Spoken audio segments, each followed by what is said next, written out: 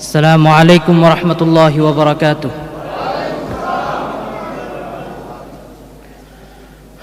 نحمده ونستعينه ونستغفره ونعوذ بالله من شرور أنفسنا ومن سيئات أعمالنا. من يهده الله فلا مضل له ومن يضلله فلا هادي له. ونشهد أن لا إله إلا الله وحده لا شريك له، وأشهد أن محمدًا عبده ورسوله صلى الله عليه وعلى آله وأصحابه وسلم. قال الله تعالى في كلامه المجيد والفرقانه الحميد: أعوذ بالله من الشيطان الرجيم. بسم الله الرحمن الرحيم.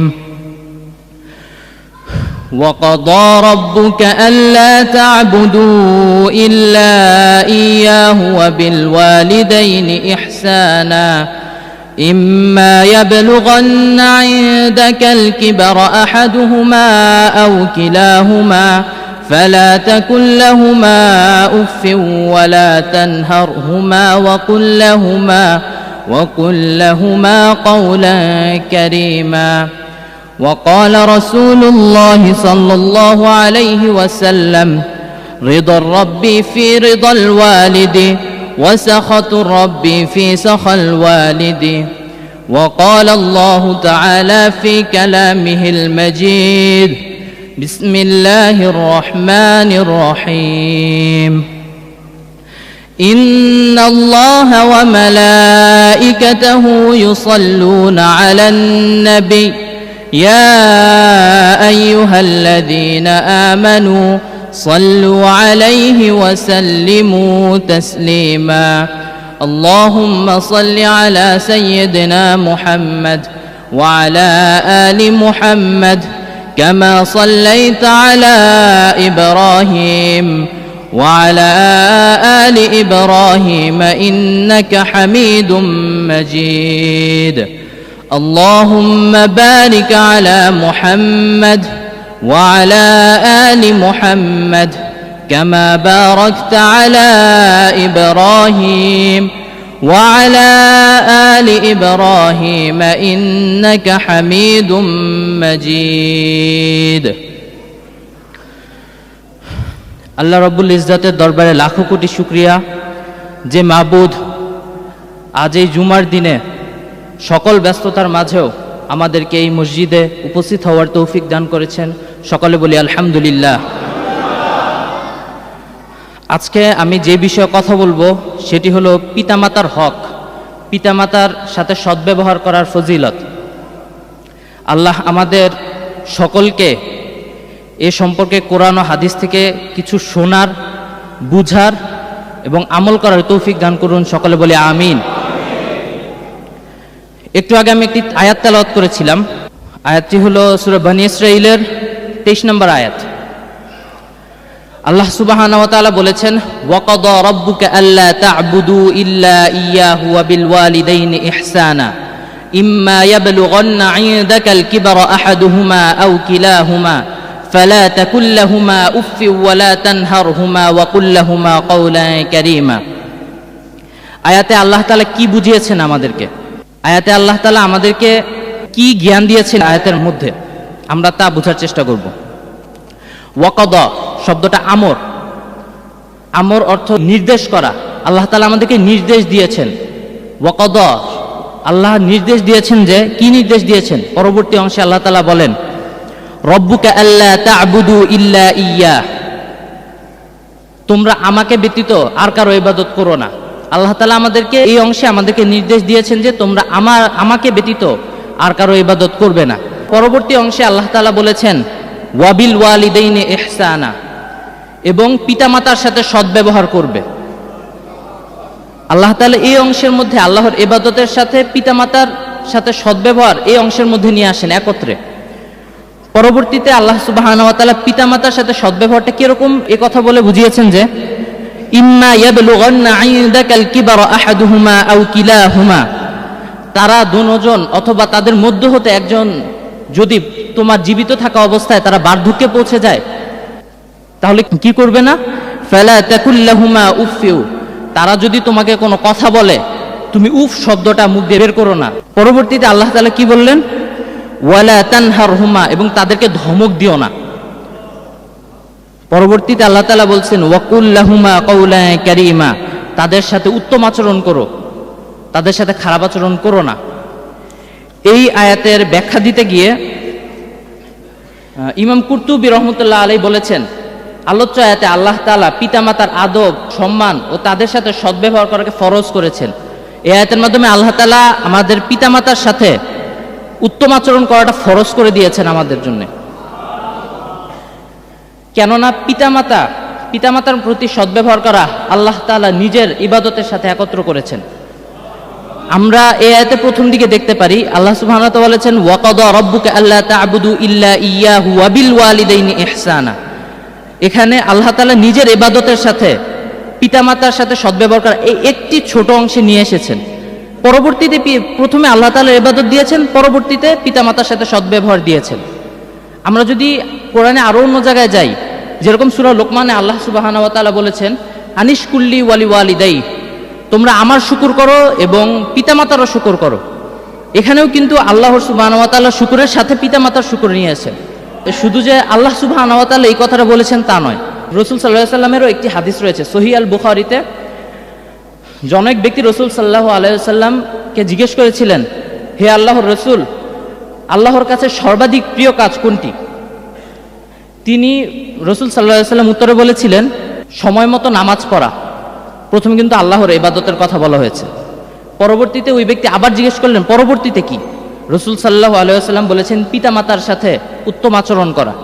রাসূল সাল্লাল্লাহু আলাইহি ওয়াসাল্লামও কিন্তু আমাদের ইবাদতের সাথে পিতামাতার উত্তম আচরণের পরবর্তী স্থানটা দিয়েছেন। আমরা যদি অন্যান্য হাদিসেও যাই, এই পিতামাতার ফজিলত সম্পর্কে যদি আমরা অন্য হাদিসে যাই, তাহলে আমরা দেখতে পারি হযরত আবু দারদা রাদিয়াল্লাহু তাআলা আনহু হতে বর্ণিত, তিনি বলেন পিতা জান্নাতের মধ্যবর্তী দরজা, এখন তোমার ইচ্ছা এর হেফাজত করা অথবা একে বিনষ্ট করে দেওয়া। একটা ঘরে ঢোকার একটি মাত্র রাস্তা হলো দরজা। আমরা দরজাটা যদি নষ্ট করে ফেলি আমরা কিন্তু ঘরে ঢুকতে পারবো না, ঘরের বাইরে থাকতে হবে। আমাদের বাসায় কিন্তু আমাদের জান্নাতের দরজা। রাসূল সাল্লাল্লাহু আলাইহি ওয়াসাল্লাম বলেছেন যে পিতা কিন্তু জান্নাতের দরজা। আমরা যদি পিতার সাথে উত্তম আচরণ করি তাহলে আমাদের জন্য জান্নাতটা সহজ, আমরা জান্নাতে খুবই সহজে চলে যেতে পারবো। আর যদি আমরা উত্তম আচরণ না করি, তাদের সাথে অসৎ ব্যবহার করি, তাহলে আমাদের কিন্তু জান্নাতটা বন্ধ, একেবারে দরজা বন্ধ, আমরা দরজা দিয়ে ভিতরে ঢুকতে পারবো না। যেরকম আরেকটি হাদিসে আছে হযরত ওমর রাদিয়াল্লাহু তাআলা হতে বর্ণিত, রাসূল সাল্লাল্লাহু আলাইহি ওয়াসাল্লাম বলেছেন রিদর রব্বি, আমি প্রথমে হাদিসটি বলেছিলাম রিদর রব্বি ফি রিদল ওয়ালিদি ওয়া সাখাতুর রব্বি ফি সাখাল ওয়ালিদি। পিতামাতার সন্তুষ্টি আল্লাহর সন্তুষ্টি, পিতামাতার অসন্তুষ্টি আল্লাহর অসন্তুষ্টি। এর দ্বারা আমরা কি বুঝতে পারি? পিতামাতার যদি সন্তুষ্ট থাকেন আমাদের উপরে, তাহলে আল্লাহ সন্তুষ্ট, আমাদের জান্নাতের রাস্তা খোলা, আমরা সহজে জান্নাতে চলে যেতে পারবো। আর যদি পিতামাতা অসন্তুষ্ট থাকেন তাহলে আমাদের জান্নাতের রাস্তা বন্ধ, আমরা জান্নাতে যেতে পারবো না। আরেকটি হাদিস আছে আবু উমামা রাদিয়াল্লাহু তাআলা হতে বর্ণিত, রাসূল সাল্লাল্লাহু আলাইহি ওয়াসাল্লাম বলেছেন সন্তানের উপর পিতামাতার হক কি? এক ব্যক্তি রাসূল সাল্লাল্লাহু আলাইহি ওয়াসাল্লামকে বলেছিলেন যে সন্তানের উপর পিতামাতার হক কি? তিনি বললেন তারা উভয় তোমার জান্নাত, উভয় তোমার জাহান্নাম। আমরা যদি তাদের উভয়ের সাথে উত্তম আচরণ করি তাহলে আমাদের জান্নাতের রাস্তা খোলা, আমরা জান্নাতে খুবই সহজে চলে যেতে পারবো। আর যদি আমরা তাদের সাথে উত্তম আচরণ না করি তাহলে কিন্তু আমাদের জান্নাতের রাস্তা বন্ধ, আমরা জান্নাতে যেতে পারবো না।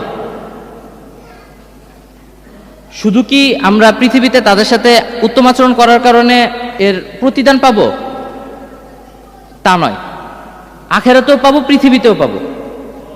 যেরকম হযরত ইবনে আব্বাস রাদিয়াল্লাহু তাআলা হতে বর্ণিত, রাসূল সাল্লাল্লাহু আলাইহি ওয়াসাল্লাম ইরশাদ করেছেন যে সেবা যত্নকারী পুত্র পিতামাতার দিকে দয়া ও ভালোবাসার সহকারে দৃষ্টিপাত করে, তার প্রত্যেক দৃষ্টির বিনিময়ে সে একটি কবুল হজের সওয়াব পাবে।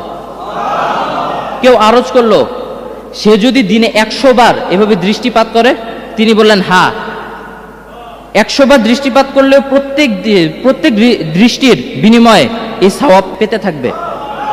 মানে আমরা যদি পিতামাতাদের সাথে সদ্ব্যবহার করি, সদ্ব্যবহারের দৃষ্টিটা দেই, সদ্ব্যবহার করে মানে তাদের সাথে ভালোবাসার দৃষ্টিটা দেই, আমরা কিন্তু প্রতিটা দৃষ্টিতে একটা পূর্ণ হজের সওয়াব পাবো।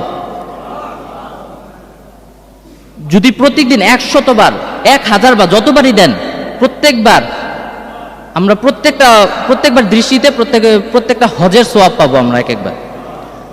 যদি অসৎ আচরণ করি তাহলে কি আমরা শুধু আখিরাতে এর প্রতিদান পাবো? না, পৃথিবীতেও এর প্রতিদান পেতে হবে। এর গজব পৃথিবীতেও আসবে আমাদের জন্য। হযরত আবু বকর রাদিয়াল্লাহু তাআলা হতে বর্ণিত, তিনি বলেন, রাসূল সাল্লাল্লাহু আলাইহি ওয়াসাল্লাম ইরশাদ করেছেন, সমস্ত গুনাহের শাস্তির ব্যাপারে আল্লাহ তাআলা যেগুলো ইচ্ছা করেন সেগুলোকে কিয়ামত পর্যন্ত পৌঁছিয়ে নিয়ে যান, কিন্তু পিতামাতার হক নষ্ট করা এবং তাদের প্রতি অবাধ্য আচরণ করা এর ব্যতিক্রম। এর শাস্তি পরকালের পূর্বে ইহকালেও দেওয়া হয়ে থাকে। আমরা যদি পিতামাতার সাথে খারাপ আচরণ করি, আমাদের কিন্তু পৃথিবীতেও এর ফল ভোগ করতে হবে। আমরা একটি ঘটনার দিকে দেখতে পারি। ঘটনাটি দারুস সালাম এর পিতামাতা সিরিজে, দারুস সালাম পাবলিকেশনের পিতামাতা সিরিজে ঘটনাটি বর্ণনা রয়েছে। আপনারা এটা দেখতে পারেন, এই বইটি খুবই ভালো। ওখানে বলা আছে যে এক ছেলে, সে তার পিতামাতার সাথে উত্তম আচরণ করতো না, সে মদ খেত, সে খারাপ পথে ছিল আর কি। তার পিতামাতা তাকে অনেক বোঝানোর চেষ্টা করেছে, কিন্তু সে পিতামাতার সাথে উত্তম আচরণ করে না, তাদের সাথে সব সময় খারাপ আচরণ করে যায়। কিন্তু তার পিতা মারা গেল। তার পিতা মারা যাওয়ার পরে পরবর্তী অবস্থায় সে ঠিক হয়নি। তার মাতার সাথে সে আরো বেশি পরিমাণে খারাপ আচরণ করা শুরু করে দিল। তার মাতা একদিন তাকে বোঝানোর চেষ্টা করার জন্য গিয়েছিল যে তুমি খারাপ পথে যেও না। সে জুতা দ্বারা তাকে প্রহার করেছিল তার মাতাকে। আল্লাহ তার প্রতিদান তাকে কি দিল? তার এই খারাপ কাজে, খারাপ আচরণের কারণে তাকে কি দিল? সে অর্ধাঙ্গ, আমরা যেটা প্যারালাইজ বলি, প্যারালাইজ তাকে করে দিল। সে কিন্তু দুনিয়াতে ফল পেয়েছে, সে কিন্তু আর কোনো কাজ করতে পারে নাই।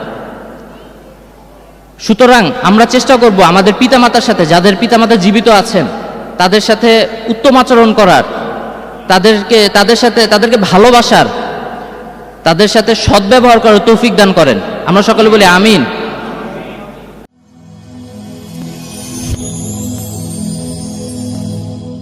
Rose TV 24. Enjoy by listening to the Holy Quran.